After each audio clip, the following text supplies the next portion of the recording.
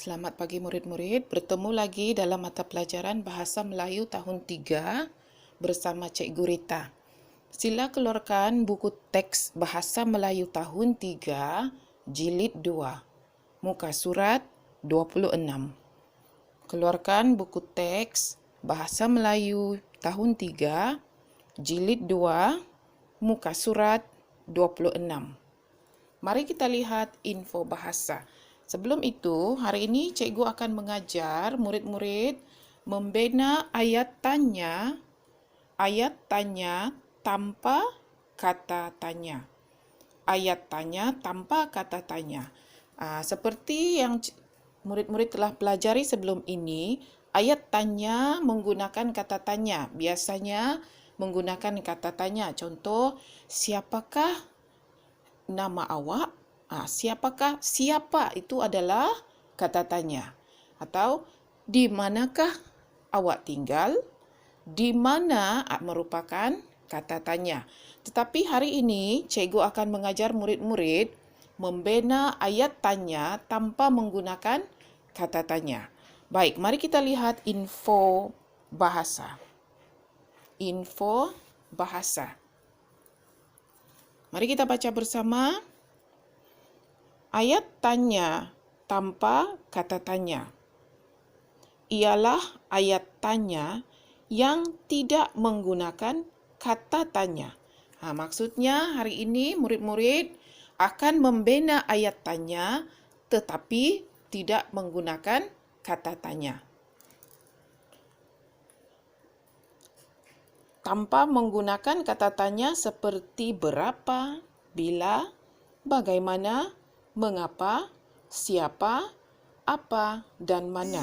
Kita tidak akan menggunakan kata tanya tersebut. Intonasi ayat tanya jenis ini lazimnya diucapkan dengan nada suara tinggi sebelum senyap pada akhir ayat. Contoh ya murid-murid. Itu makcik kamu? Intonasi seperti yang cikgu baca tadi. Itu makcik kamu? Mereka berada di kantin. Bolehkah saya menolong makcik? Itu adalah contoh cara membaca kata ayat tanya. Baiklah, sekarang sila keluarkan buku aktiviti jilid 2. Buku aktiviti jilid 2, lihat muka surat 26. Lihat muka surat 26. Muka surat 26 ya murid-murid. Buku aktiviti jilid 2. Mari kita baca dahulu apakah yang perlu murid-murid lakukan. Bina ayat tanya tanpa kata tanya berdasarkan maklumat. Baik, di sini disediakan maklumat yang perlu murid-murid gunakan untuk membina ayat tanya tanpa menggunakan kata tanya. Kita baca dahulu ya, tajuk gam daripada polistrina. Alia sedang membentangkan hasil kerja kumpulannya di hadapan kelas. Kumpulan yang mengemukakan banyak soalan akan dikira sebagai pemenang. Coba bina soalan kamu. Baik, di sini maklumat telah pun disediakan berkaitan gam daripada polistrina. Ada 5 maklumat dan kelima-lima maklumat ini perlu murid-murid gunakan untuk membina ayat tanya. Tetapi ayat tanya tanpa kata tanya. Jangan letakkan mengapa, jangan letakkan siapa, jangan letakkan kata tanya yang lain. Soalan ini adalah pertanyaan yang tidak menggunakan kata tanya. Baik, kita mulakan ya murid-murid. Kita baca dahulu maklumat yang disediakan. Ini adalah berkaitan gam daripada polistrina. Kita baca yang pertama di atas. Diadun dengan tandan kelapa sawit menjadi bahan gentian. Maksudnya, gam polistrina ini diadun dengan tandan kelapa sawit, kemudian akan menjadi bahan gentian. Yang seterusnya, dapat mengurangkan masalah pencemaran alam sekitar. Maksudnya, polistrina ini apabila dijadikan gam, maka ia akan dapat mengurangkan masalah pencemaran alam sekitar. Malaysia negara pertama memproses polistrina menjadi gam. Malaysia adalah negara pertama ya murid-murid yang memproses polistrina menjadi gam. Polistrina mengambil masa sangat lama untuk hancur. Jadi maksudnya polistrina ini boleh mencemarkan alam sekitar kerana ia mengambil masa yang sangat lama untuk hancur. Boleh digunakan untuk melekatkan kayu dan plastik. Maksudnya gam polistrina ini boleh melekatkan kayu dan plastik. Mari kita lihat contoh ayat tanya tanpa menggunakan kata tanya yang disediakan di sini, yang telah disediakan ya dalam buku. Mari kita baca bersama. Kayu dan plastik boleh dilekatkan menggunakan gam polistrina. Lihat, oleh kerana ini adalah ayat tanya, maka di akhir ayat mestilah diletakkan tanda soalan. Tanda soalan. Bukan tanda noktah, tetapi tanda soalan. Kayu dan plastik boleh dilekatkan menggunakan gam polistrina? Ini adalah soalan ya murid-murid, pertanyaan.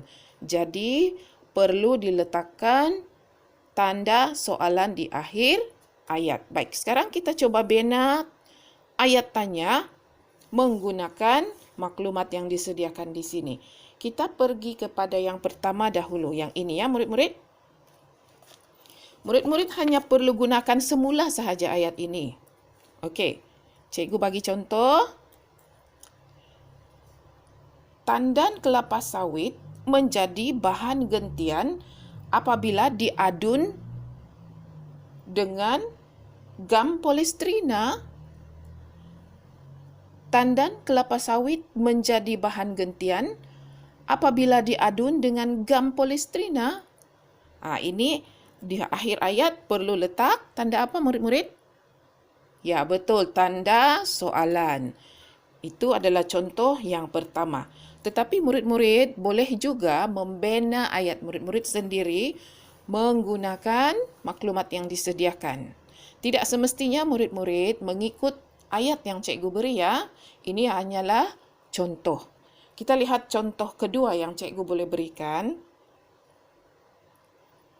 Di sini katanya dapat mengurangkan masalah pencemaran alam sekitar. Apabila gam polistrina ini diproses menjadi gam, ia akan dapat mengurangkan masalah pencemaran. Jadi murid-murid kena bina ayat tanya.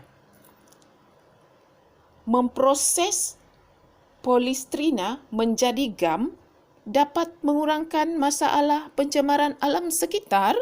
Tanda soal. Memproses polistrina menjadi gam dapat mengurangkan masalah pencemaran alam sekitar? Itu contoh ya, tetapi murid-murid masih juga boleh menggunakan ayat murid-murid sendiri untuk membina ayat tanya menggunakan maklumat ini. Okey, yang seterusnya.